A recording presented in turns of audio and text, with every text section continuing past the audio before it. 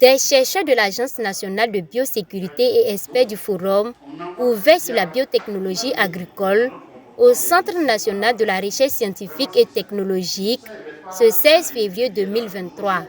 Ces experts des biotechnologies modernes ont ainsi déposé leurs valises ici au département environnement et forêt de l'Institut de l'environnement et de recherche agricole INERA dans le cadre d'une animation scientifique au profit des chercheurs du dit département. 2 communications ont ainsi été données sur les biotechnologies modernes appliquées à l'environnement et à l'agriculture, afin de mettre ces scientifiques en phase avec cette science qui évolue très vite et qui permet de développer des organismes génétiquement modifiés, en plus d'autres produits utiles à l'homme et à l'ensemble de la biodiversité. Ce n'est pas parce qu'on est chercheur qu'on est forcément au courant de tout. Moi, je suis chercheur, mais j'ai beaucoup à apprendre sur des domaines de la santé, parce que je ne travaille pas dans le domaine de la santé. J'ai beaucoup à apprendre dans le domaine de la recherche sociologique historique au Burkina. Et ici, on a des chercheurs qui travaillent dans le domaine de la foresterie. Ils peuvent avoir à utiliser des biotechnologies, mais peut-être il y a des notions qui leur échappent en matière d'OGM et de l'utilisation sécurisée des OGM. Donc, même entre chercheurs, on fait des partages de connaissances et ça leur permet d'avoir des informations complémentaires à leur bagage scientifique. Cette conférence qui a regroupé plusieurs participants a été une fois de plus l'occasion pour les experts du domaine de lever les équivoques sur les solutions biotechnologiques et l'ensemble du dispositif biosécuritaire.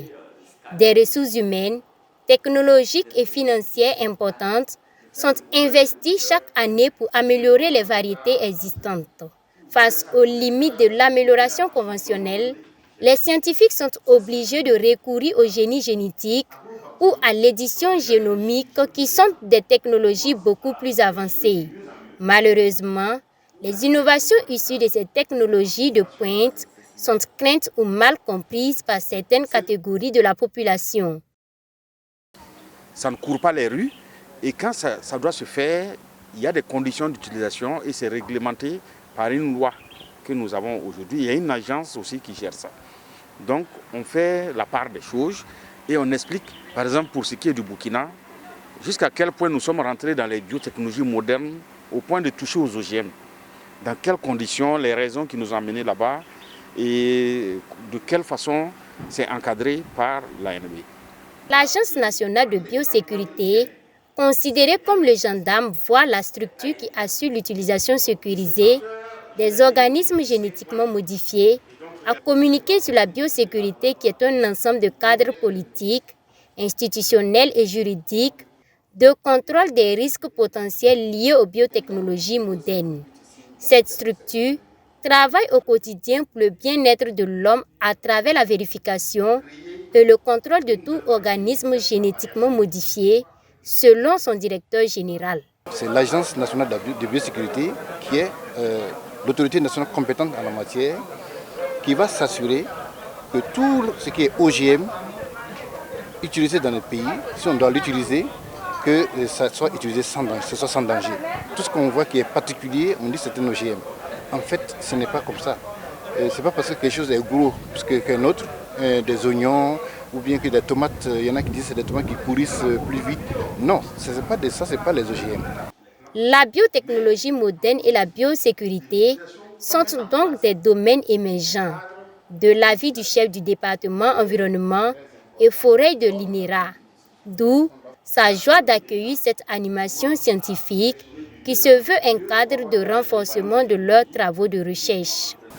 La biotechnologie moderne et la biosécurité, ce sont des outils qui sont vraiment en vogue de nos jours.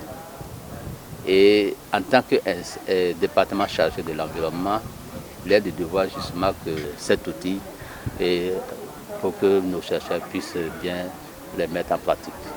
Pour ces chercheurs qui ont participé à cette animation scientifique, même si des risques possibles sont liés à l'utilisation de la biotechnologie, comme tout autre domaine, plusieurs atouts liés à son utilisation sont cependant à relever. Il s'agit entre autres de l'amélioration des rendements agricoles et de la résistance des variétés améliorées face à certains parasites et également la résilience face au changement climatique.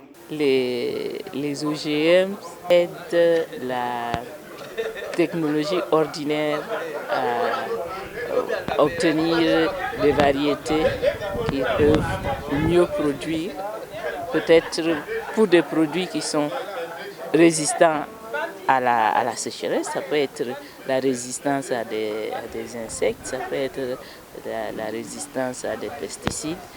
Ces animations scientifiques livrées par OFAB en collaboration avec l'Agence nationale de biosécurité s'inscrivent dans une quête continue de l'amélioration des conditions de vie de l'homme dans une parfaite symbiose avec son environnement. À travers ces sensibilisations et informations sur les innovations développées par les chercheurs, OFAB et ses partenaires contribuent donc à éclairer l'opinion sur des pistes de solutions pouvant contribuer à la promotion d'une agriculture durable, à l'amélioration des rendements agricoles et donc, à travers les biotechnologies modernes, à lutter contre l'insécurité alimentaire.